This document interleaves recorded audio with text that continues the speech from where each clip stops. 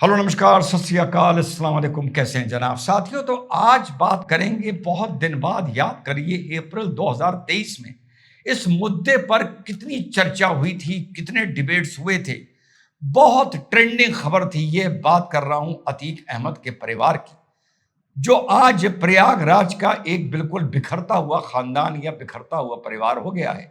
जो पहले इलाहाबाद कहलाता था और अतीक अहमद की खानदान की, उसके बेटों की, वहां पर साथियों क्या तूती बोली करती थी।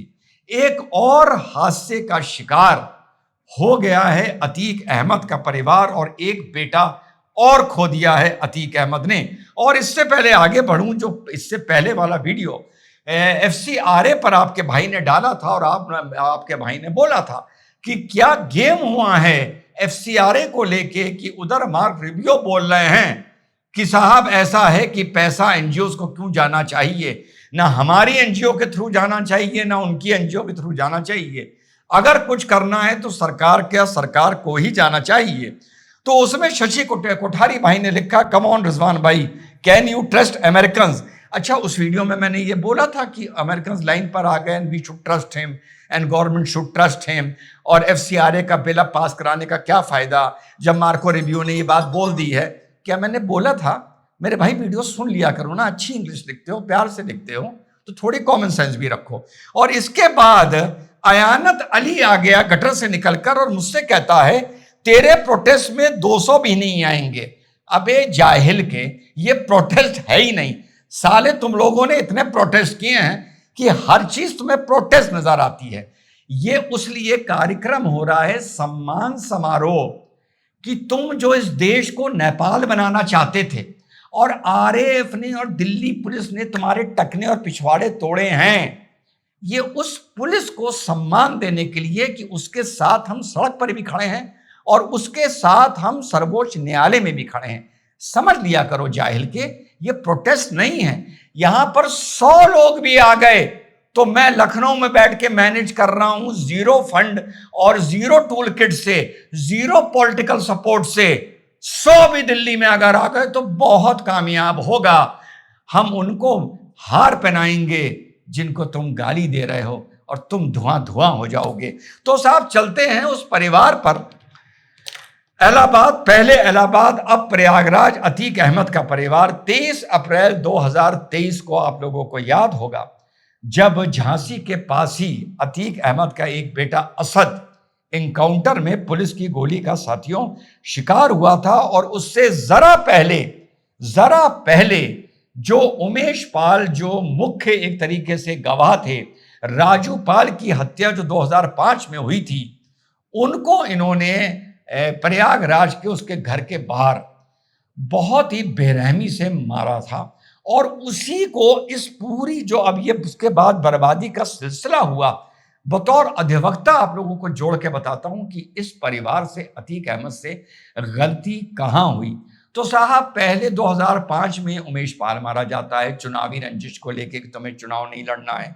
वो जब भी लड़ा और जीत गया। उसके बाद आता है कि साहब पहले राजू पाल मारा जाता है, फिर उसका गवाह उमेश पाल मारा जाता है, फिर पकड़ धकड़ चलती है, ये उमेश पाल फरवरी में मारा जाता है। अप्रैल 13 को इंफॉर्मेशन मिलती है, वो जो असद था उसका मोबाइल ऑफ था, शायद वो नेटफ्लिक्स ऑन करता है इस तरीके से, ये आपको एग्जैक्ट बात बता रहा हूं।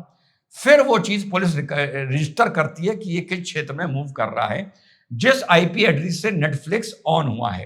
अब ये लोगों को पता था कि वो कौन कौन से IP एड्रेस यूज कर रहा है।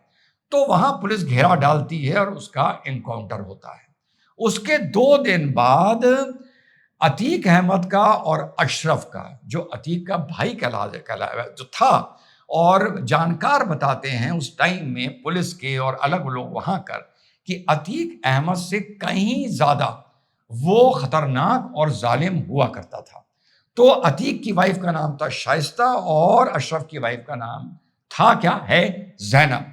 इसके बाद ये दोनों, शाइस्ता और जैनब, भी गायब हो जाती हैं। उसके बाद असद मार दिया जाता है। उसके बाद एक इनका बेटा जो है उमर, वो जेल में है, अली जेल में है, असद मार दिया गया है, एहजाम एक है, वो जेल के बाहर है, वो उस टाइम पर जुवेनाइल था। और आबान, अब आबान अपने भाई अली से झांसी जेल मिलने जा रहा था। प्रयागराज से रास्ते में, क्रेटा से रास्ते में भीषण टक्कर होती है किसी जानवर से बचने के लिए। डिवाइडर पर गाड़ी टकराती है और जिसमें आबान टक्कर के टाइम पर जिंदा होता है। सुनते हैं 20-25 मिनट बाद ब्लीडिंग से डेथ होती है और वहां पर कोई मेडिकल हेल्प नहीं पहुंच पाती है। तो अब कुल मिला के साथियों, इस परिवार का आप देखिए, अतीक अहमद नहीं, अशरफ नहीं, आपका असद नहीं, उसके बाद आवान नहीं, उसके बाद उमर जेल में, उसके बाद अली जेल में। यानी जनाजे का इंतजाम करने के लिए सिर्फ अतीक अहमद के सारे बेटों में सिर्फ जो है वो एहजाम अब जिंदा है, वही बाहर है, वही शायद सब करेगा। उसके अलावा शाइस्ता गायब हैं, उसके अलावा जैनब गायब हैं। शाइस्ता को लेके और गुड्डू मुस्लिम को लेके बहुत सी अफवाहें सामने आई, क्योंकि वो ऑथेंटिक नहीं है, वो ऐसी इधर उधर की खबरें थी। उसको मैं आप लोगों के सामने क्या डिस्कस करूं। अब साथियों, इन लोगों से गलती क्या हुई? गलती इन लोगों से मूल ये हुई कि ये दो बातें कैलकुलेट करना भूल गए। एक तो ये भूल गए कि यहां पर फिलहाल योगी आदित्यनाथ जी की सरकार थी। दूसरा इनसे गलती ये हुई कि आपको जो अपराध करना है आप करिए, करिए, मैंने करिए का मतलब ये नहीं कि पुलिस उसकी सजा नहीं देगी, लेकिन अपना अपराध करते हुए बड़ी टेक्निकल आपको एक न्यूएंस बता रहा हूं, क्रिमिनल और पुलिस के रिश्तों की और स्टेट की। आप अपराध करते हुए कभी भी ये ना दिखाइए कि आप सिस्टम से या पुलिस से डरते ही नहीं हैं।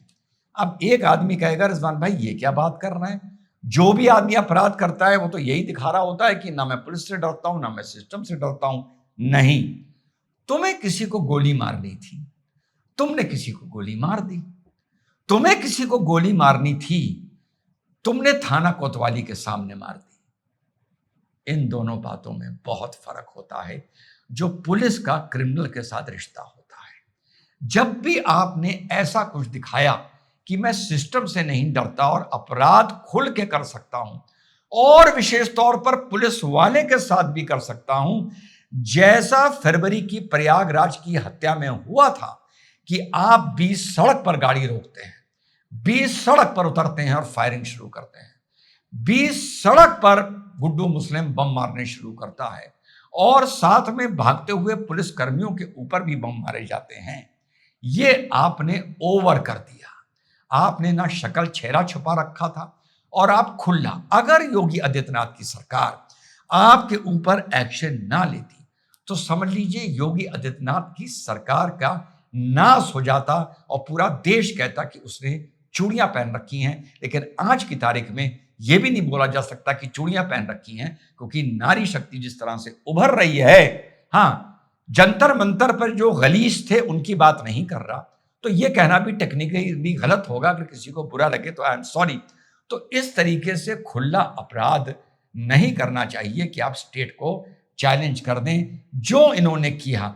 राजू पाल के साथ भी 2005 में ऐसे ही किया था। दौड़ा दौड़ा के मारा था, 10 किलोमीटर का, 5 किलोमीटर का एरिया कवर करके मारा था।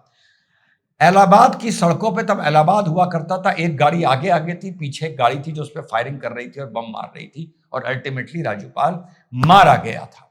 तो अब दौर अलग था, निजाम अलग था, लैप्स ऑफ जजमेंट हो गया, बहुत ही मिसगाइडेड प्लान हो गया, जिस वजह से देखिए धीरे धीरे धीरे धीरे पूरा खानदान खत्म हो गया।